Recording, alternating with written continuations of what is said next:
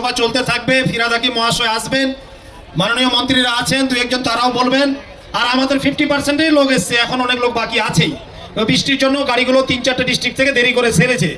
তা আমি এখন আপনাদের সামনে বক্তব্য দেওয়ার জন্য অনুরোধ করব আমাদের অত্যন্ত লড়াকু বিপ্লবী সংগ্রামী নেতা, বারে বারে নির্বাচিত শ্রীরামপুরের সাংসদ, অনল বর্ষী বক্তা, সম্মানীয় কল্যাণ ব্যানার্জি মহাশয়, ওনাকে আমি বক্তব্য দেওয়ার জন্য আহ্বান করছি, অনুরোধ করছি। আজকের এই প্রতিবাদ সভা যে ওয়াকফ অ্যামেন্ডমেন্ট বিল 2024-এ নিয়ে আসা হয়েছে তারই বিরুদ্ধে প্রতিবাদ সভা। আমাদের সবার প্রিয় নেত্রী মমতা বন্দ্যোপাধ্যায়ের নির্দেশে আজকে এই সভা উদ্যোগ নিয়েছে মুশারফ ফিরহাদ হাকিম, তিনিও একটু পরে এসে পৌঁছবেন। মঞ্চে উপস্থিত রয়েছে আমাদের সাংসদ নাদিম, আছে সংসদ, আছে খলিলুর রহমান, আছে আমাদের জাভেদ ভাই, আছে অন্যান্য সমস্ত নেতৃত্ববৃন্দ রয়েছে, স্নেহাশিস রয়েছে, মন্ত্রী কল্যাণ আছে, আমাদের সীতানাথ দা আছে, আরো অন্যান্য বিধায়করা রয়েছেন। সবাইকার নাম নিতে গেলে অনেক সময় লেগে যাবে। এবং সর্বোপরি কাছাকাছি 3-4-5টা জেলা থেকে যে সবাই মিলে আপনারা সমাগম হয়েছেন মাত্র দুদিনের নোটিশে, আমি আপনাদের কাছে নতজানু হয়ে আমি আপনাদের কাছে প্রণাম জানাই। এবং আজকের এই ভিড় প্রমাণ করে দিয়েছে কলকাতার বুকে যে জেপিসি ক্যান্সেল করেছিল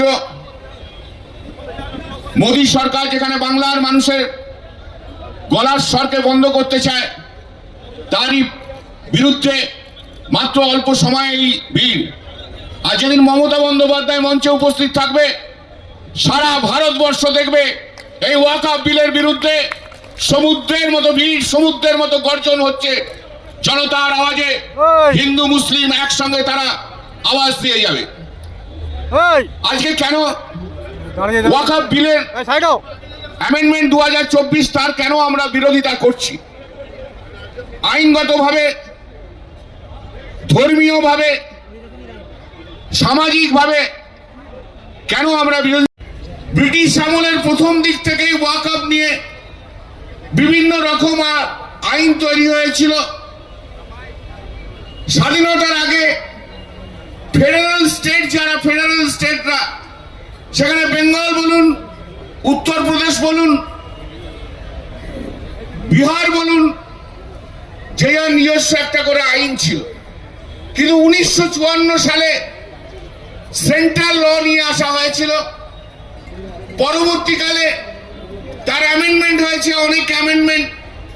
1995 সালে একটা আইন নিয়ে আসা হয়েছিল, সেই আইনটাই একদিন ধরে চলছিল, যে আইনের মধ্যে দিয়ে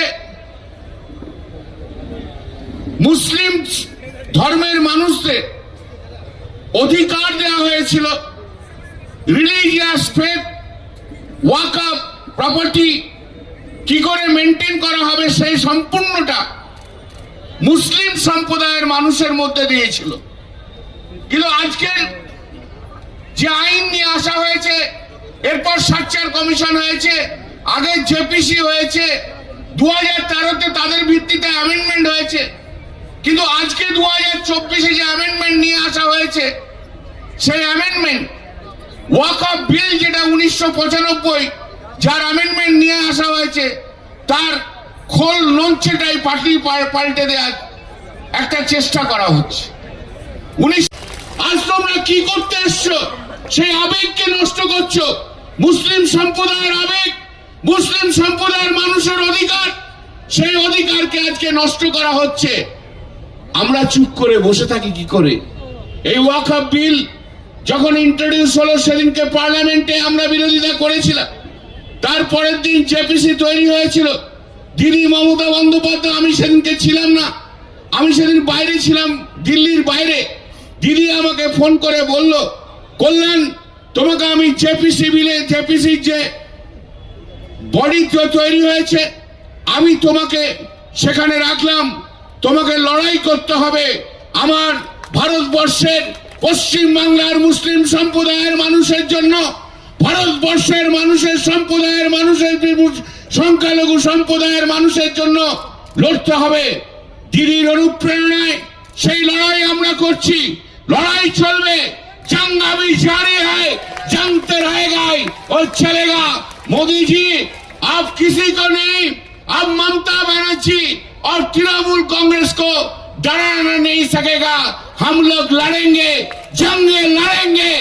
जितना खून एक कबीयत से, जो इतना खून इधर से निकला है वो निकालने दीजिए, उसमें लिए कुछ नहीं है, लेकिन और खून जरूरत होगा तो हम शरीर से निकलेंगे। भारतवर्ष को कम्युनल फोर्स के विरुद्ध में, भारतवर्ष को नॉन सेक्युलर फोर्स के विरुद्ध में हम लोग का जंग जारी रहेगा। আপনারা জানেন দিল্লির রাইসিনা হিল, যেখানে প্রেসিডেন্টের হাউস রাইসিনা হিল বলে না, আজ থেকে 200 থেকে 250 বছর আগে সেটা একটা গ্রাম ছিল, রাইসিনা ভিলেজ। বিরাট বড় রাইসিনা ভিলেজ ছিল। সেই গ্রামে অনেক মুসলিম সম্প্রদায়ের মানুষ থাকত। তাদের নামাজ পড়ার জন্য পার্লামেন্টের সামনে যে মসজিদটা আপনারা দেখতে পান, সেই মসজিদটা ওয়াকফ করা হয়েছে। তার জন্য কিন্তু কোনো দলিল নেই, মুখে বলে সেখানে ওয়াকফ করা হয়েছে, ওয়াকফ প্রপার্টি। আর সেই মসজিদ 200-250 বছরের জন্য রয়েছে। সেই মসজিদে কে আসেনি নামাজ পড়তে? স্বাধীনতার আগে ভুট্টা থেকে আরম্ভ করে, ফখরুদ্দিন আলী আহমেদ থেকে আরম্ভ করে, আবুল কালাম থেকে আরম্ভ করে, ভারতবর্ষের বিশিষ্ট মুসলিম থেকে আরম্ভ করে, বিদেশ থেকে যারা এসছে তাদের থেকে আরম্ভ করে, আর সেই মসজিদে নামাজ পড়তো। মুতোয়ালি, আগে মুতোয়ালি লিখিত ভাবে দেওয়া হতো, ওরেলেও মুতোয়ালি রয়েছে। এমন জায়গায় তো ডিক্লারেশনে বলেছে এ হচ্ছে মুতোয়ালি। মুতোয়ালি কি? মুতোয়ালি হচ্ছে ম্যানেজার অফ দি প্রপার্টি। মুতোয়ালি যদি কোনো ভুল কাজ করে থাকে, দেখবে কে? ওয়াকফ বোর্ড। আর যারা বলছে যারা মুতোয়ালি, ওটাকে লঙ্ঘন করছেন। যে সংবিধানের শপথ নিয়ে প্রধানমন্ত্রী তার সরকার বানিয়েছিলেন, সেই সংবিধানকে আস্তে আস্তে লঙ্ঘন করছে। সংবিধানের যে স্পিরিট অফ কনস্টিটিউশন, সেই স্পিরিট অফ কনস্টিটিউশন যেটা তারা লঙ্ঘন করছে। আমরা যেটা বলেছিলাম সার্বভৌমত্ব এবং সেকুলার কান্ট্রি, সেইটাকে আস্তে আস্তে শেষ করে দিচ্ছেন। আমরা যারা মুসলমান সম্প্রদায়ের মানুষ, আমাদের কাছে সব ধর্মের মানুষ, তাদের ধর্ম আচরণ আমাদের কাছে গুরুত্বপূর্ণ। ঠিক সেইভাবে আমাদের নিজেদের ধর্ম আচরণ, আমাদের নিজেদের নামাজ রোজা, আমাদের নিজেদের মসজিদ রক্ষা করা, আমাদের নিজেদের দরগা রক্ষা করা, মাদ্রাসা রক্ষা করা, এটাও আমাদের কাছে কর্তব্য। এবং এইটাকে প্রথম দিন থেকে লঙ্ঘন করছে বিজেপি। যখন বাবরি মসজিদ ভাঙা হলো, আমাদের হৃদয়ের মধ্যে যে বিশ্বাস, সেই বিশ্বাসটাকে ভাঙা হলো। তার পরবর্তীকালে যখন হাইকোর্ট, সুপ্রিম কোর্ট রায় দিল, আমাদের মুসলিম সমাজ মেনে নিল যে ঠিক আছে, সুপ্রিম কোর্ট রায় দিয়েছে। কিন্তু আমরা যারা মুসলিম সম্প্রদায়ের মানুষ এবং যারা হিন্দু সম্প্রদায়ের মানুষ, যারা সেকুলার, তারা আশঙ্কিত হয়ে গেলাম যখন দেখলাম সেই সুপ্রিম কোর্টের চিফ জাস্টিস রাজ্যসভার মেম্বার হলেন, আরেকজন তার প্যানেল জাস্টিস তিনি একটা গভর্নর হয়ে গেলেন। এইভাবে তাদের যখন আবার রিঅ্যাপয়েন্টমেন্ট হলো রিটায়ারমেন্টের পরে, নিশ্চিতভাবে আমরা আশঙ্কিত হয়ে গেলাম যে সত্যিকারের কি জাস্টিস হয়েছিল? সত্যিকারের কি বাবরি মসজিদ ভাঙার পরে আমাদের যে আশঙ্কা ছিল সেটা হয়েছে? তবুও সর্বোচ্চ আদালত বলেছে আমরা ভারতীয়, এবং সর্বোচ্চ আদালত আমাদের কাছে অত্যন্ত পবিত্র, আমরা সেটা মেনে নিলাম। তারপরে দেখলাম একটার পর একটা উস্কানি, কখনো হেমপাপি মসজিদ, কখনো সম্বল মসজিদ, এরা সবাই সেখানে কোথাও বলা হচ্ছে শিব মন্দির ছিল কখন না বাবর যখন এসছিল তখন, কখনো বলা হচ্ছে যে এখানে অন্য মন্দির ছিল যখন বাবর এসছিল। কেন তখন ভারতবর্ষে এত জায়গা ছিল, হঠাৎ সেই শিব মন্দির ভেঙে সেখানেই মসজিদ হলো, এটা কেন হবে? শিব মন্দিরের জায়গা থাকবে, এত জায়গা তো তখন খালি ছিল। তখন তো যখন বাবর এসেছিল তখন বোধহয় 10 কোটিও পপুলেশন ছিল না, তাহলে এত জায়গা ছিল, সেখানে না করে মন্দিরের মধ্যেই করতে হলো। এইটা বিশ্বাসযোগ্য নয়। এটা শুধু হচ্ছে কমিউনাল ফ্লেয়ার আপ করার জন্য ভারতবর্ষে যে হিন্দু মুসলমানের ঐক্য, সেই ঐক্যটাকে নষ্ট করার একটা পরিকল্পনা এখানে করছে এই বিজেপি এবং বিজেপি সরকার। এই মাটিতে জন্মেছে, আমরা মুসলমান এই মাটিতে জন্মেছি, এই মাটিতে জন্মাবার পরে এই দেশের আনাজ খেয়ে দুজনে বড় হয়েছে।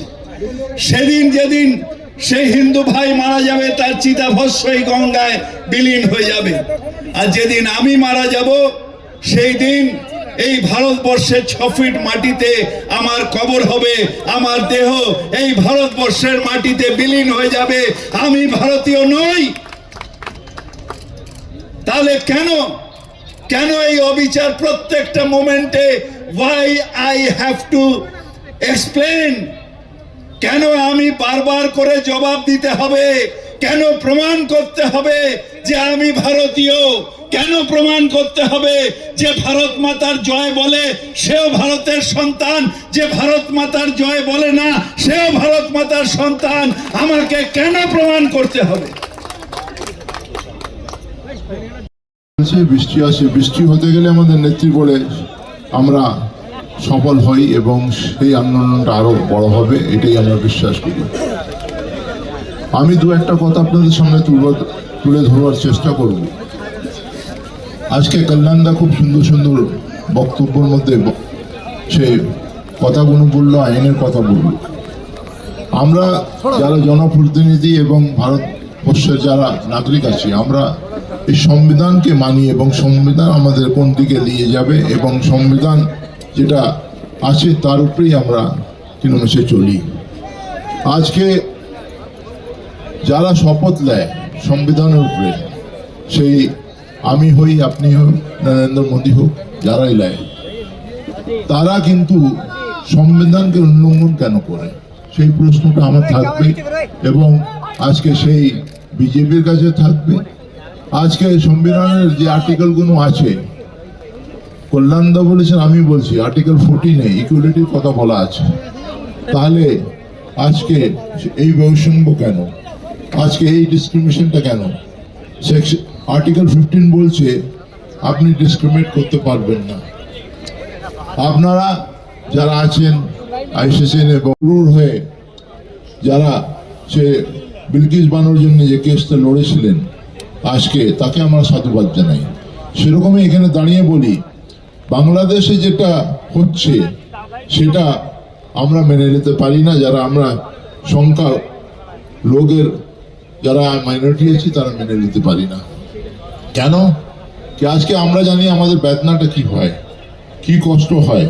আজকে যেইখানে ওরা যারা সংখ্যালঘুরা আছেন তাদের সঙ্গে যা হচ্ছে, সেই বেদনাটা আমাদের সঙ্গে হয়ে গেছে, আমরা ফিল করছি, আমরা তাদের সঙ্গে আছি, আমরা তাদের সঙ্গে থাকি। আর একটা জিনিস বলে যাই আপনাদের অভিজ্ঞতা কিংবা সে নলেজের জন্য, যে আজকে মসজিদ কিন্তু কার জায়গা কোনো জায়গা দখল করে হয় না, এটা মনে রাখতে হবে। এই যে কেন্দ্রীয় সরকার বলছে অন্য জায়গার উপরে ওয়াকআপ করে দিতে গেলে ওয়াকআপ হয়ে যাচ্ছে এবং তাকে সংশোধন করবে। আমি কেন্দ্রীয় সরকারের কিরকম সে প্রধানমন্ত্রী কতদূর পড়েছেন আপনারা জানেন ভালো করে। সে সংবিধান বুঝবেন কিরকম, যার কিরকম সে পড়াশোনাই নেই, যে পড়াশোনাই করেননি সে সংবিধান জানবে কিরকম। আর যে স্বরাষ্ট্রমন্ত্রী আছেন তিনি তো কিন্তু আজকে সারা ভারতবর্ষের মানুষ জানে, সারা কিরকম সে ওয়ার্ল্ডের মানুষ জানে কি আজকে তার ব্যাকগ্রাউন্ডটা কি আছে।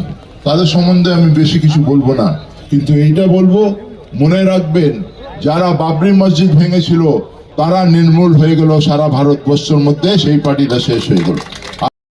কিরম আছে কনস্টিটিউশন ডে হয়েছিল, কিরম আছে অ্যাসেম্বলির মধ্যে পালন হয়েছিল, তিনি ভাষণের মধ্যে বলেছিলেন কি মুসলমানদের জায়গা কেড়ে নেওয়ার সেই পরিকল্পনা যেটা করছে বিজেপি, তাকে আমি সফল হতে দেব না। আমি তাকে ধন্যবাদ জানাবো। সব সময় তিনি কিন্তু ন্যায় যে দিকে আছে তার পাশে, ন্যায় যে দিকে থাকে তার পাশে উনি থাকেন, অন্যায় যারা করে তার বিরুদ্ধে থাকেন। এবং যারা কনস্টিটিউশন ডে মানিয়েছে তারা কনস্টিটিউশন মানে না।